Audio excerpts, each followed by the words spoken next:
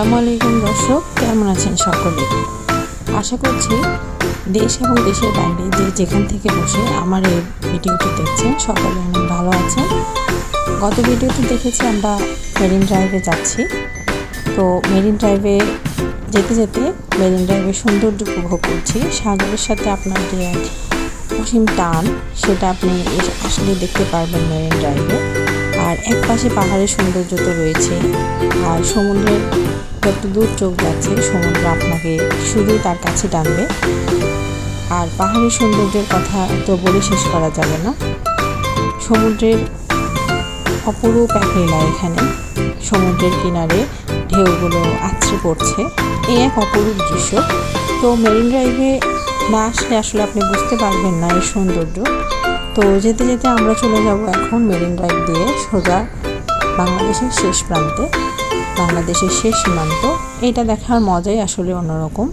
যেখানে আমার বাংলাদেশ শেষ হয়েছে, এরপরে আর কোনো সড়ক পথ নেই, শুধু সাগর আর সাগর।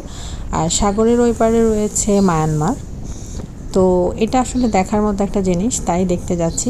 তো বন্ধুরা চলুন আপনাদেরকে সাথে নিয়েই চলে যাই টেকনাফের লাস্ট সীমান্তে।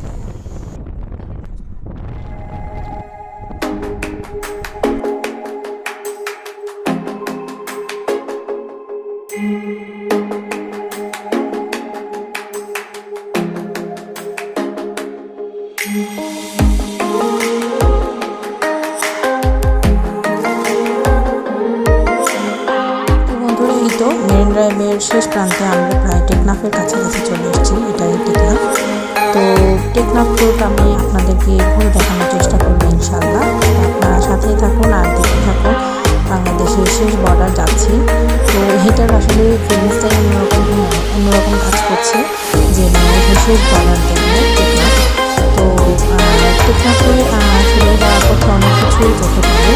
আপনি দেখতে পাবেন এখানে প্রথমত বিভিন্ন চেকপোস্ট রয়েছে। আর চেকপোস্টে আপনি দেখতে পাবেন যে আমরা কথিত সিংহানি যে ঘটনাটি ঘটেছিল সেখানকার স্পটগুলো আমরা দেখতে পাই চোখে। তো সেটা আসলে ভালো লেগেছে, আবার একদিকে খারাপ লাগাও কাজ করেছে। তো যাই হোক, সেটা বলছি না। আমরা দেখতে পেয়েছি যে টেকনাফের পরিবেশটা খুবই অন্যরকম। এই যে এখানে সাম্পানগুলো দেখতে পাচ্ছেন সারিবদ্ধভাবে সাজানো রয়েছে। তো এই সাম্পানগুলো কিন্তু সাগরে মাছ ধরার কাজে ব্যবহৃত হয়। এখানে একটা স্পট, সেই স্পটে আসলে এই সাম্পানগুলো আসলে খুব বেশি চোখে পড়ে। আসলে সমুদ্রে যাওয়ার পথে প্রতিমধ্যে আপনি বিভিন্ন ধরনের সাম্পান দেখতে পাবেন, তবে টেকনাফের এই স্পটটাতে আপনি সাম্পানগুলো বেশি দেখা যায়। তো যাই হোক, চলুন আপনাদেরকে নিয়ে যাচ্ছি বাংলাদেশের শেষ প্রান্তে টেকনাফ।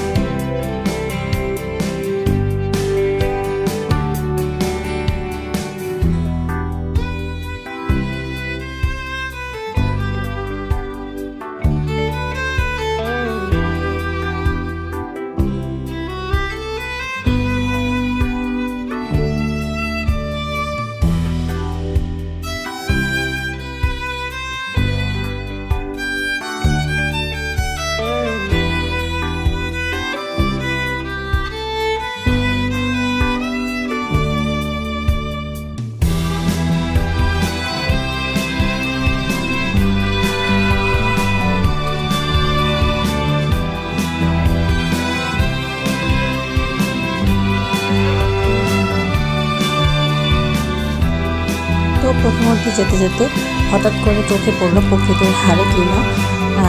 তো দেখে নেমে পড়লাম, কারণ জীবনে কখনো এটা আর দেখতে পাবো কিনা জানি না, এই জন্য সুযোগটা হাতছাড়া করলাম না। যেতে যেতে হঠাৎ করে চোখে পড়লো যে তরমুজ ক্ষেত, খুব সুন্দর লাগছিল দেখতে। তো ভাবলাম তরমুজ খেতে নেমেই পড়ি, কিছু ছবি তোলা হবে ধরে। তরমুজ তো সবসময় আমরা খেয়ে থাকি, কিন্তু তার ক্ষেত আমাদের খুব কম দেখা হয়েছে। তো যেহেতু টেকনাফে স্থানীয়রা এটা চাষাবাদ করেন, এই জন্য ভাবলাম যে নেমে পড়ি। আর কেনাও, ছবি তোলাও হবে, ভিডিও ধারণ করব, আর হয়তো খাবো। তো যাই হোক, যেই ভাবা সেই কাজ, নেমে পড়লাম তরমুজ খেতে। তো এখানে যেটা এসে দেখলাম যে স্থানীয়রা যদি বুঝতে পারে যে আপনারা বাইরে থেকে এসেছেন বা আপনারা ট্যুরিস্ট, সেক্ষেত্রে আপনার কিন্তু তরমুজের বাজারের যে দাম রয়েছে তার থেকে কিন্তু 3 গুণ বেশি দাম তারা বলে, আর যেটা হচ্ছে আপনার সাধ্যের মধ্যে নাই থাকতে পারে। তো সেক্ষেত্রে আপনারা বুঝে শুনে জিনিসটা দরদাম করবেন, এটা যেটা আমরা করেছিলাম। আর তারপরও খুব বেশি কিন্তু কমাতে পারেনি। তো যাই হোক, 2টা তরমুজ নিলাম। নেওয়ার পর আসলে বাসায় এসে মনটাই খারাপ হয়ে গেল, কারণ ফ্রেশ তরমুজ নিয়েছি ক্ষেত থেকে, যে মন ভরে তৃপ্তি ভরে খাবো। তো বাসায় এসে যেটা দেখলাম যে তারা কিন্তু আমাদের কাছে কাঁচা তরমুজ ধরিয়ে দিয়েছে, আর সেটা কিন্তু উপর থেকে বুঝতে পারার কোনো উপায় নেই, কারণ তারা যদি না বলে আপনি কখনোই বুঝতে পারবেন না। তো যাই হোক, জীবনে এটা একটা অভিজ্ঞতা, এটাও একটা অন্যরকম অভিজ্ঞতা রইল।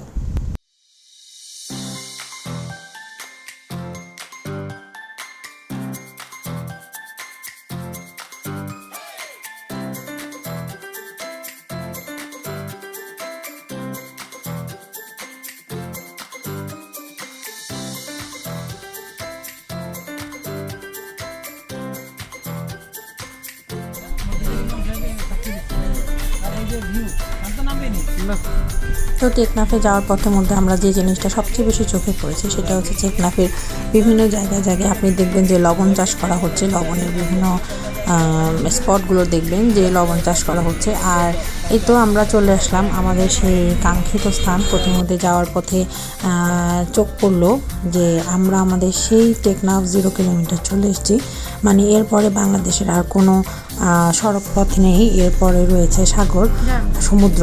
তো যাই হোক, খুব ভালো লাগছে, কারণ এত দূর পাড়ি দিয়েছি শুধুমাত্র এই জায়গাটা দেখার জন্য। তো আমরা পুরো টেকনাফটাই আপনাদেরকে ইনশাল্লাহ ঘুরে দেখানোর চেষ্টা করব। আর এই তো এখন লাঞ্চ করার জন্য আসলাম টেকনাফ মডেল থানায়। তো ভালো লাগছে, একটু রেস্ট নিয়ে তারপরে হচ্ছে আবার টেকনাফ পুরোটা দেখার উদ্দেশ্যে বেরিয়ে পড়বো। তো সবাই সে ভালো থাকেন, আমাদের সঙ্গেই থাকেন। আল্লাহ হাফেজ।